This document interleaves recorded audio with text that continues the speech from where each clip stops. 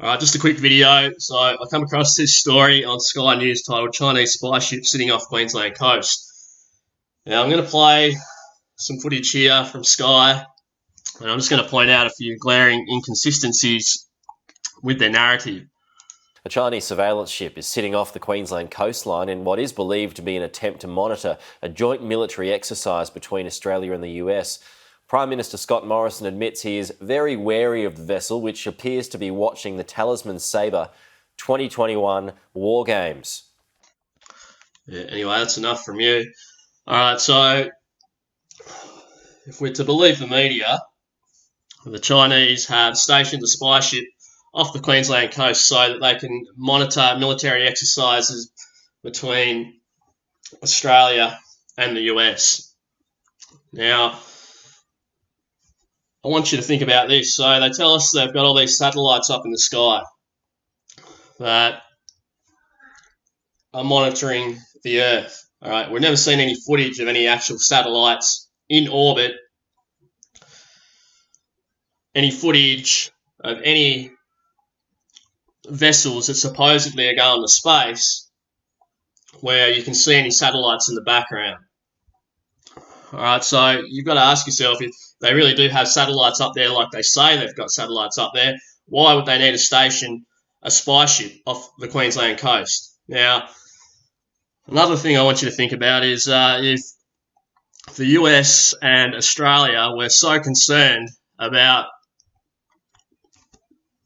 the Chinese and their military prowess, why did the Australian government lease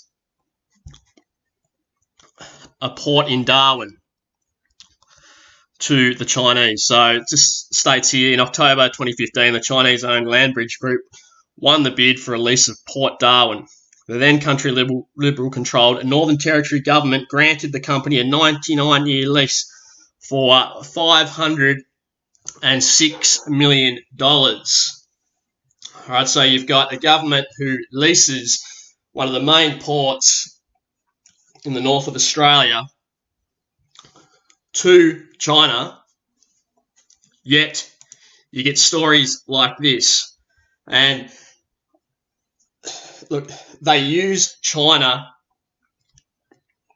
for all the BS. All right, so obviously you've got the bug, which they say has come out of China.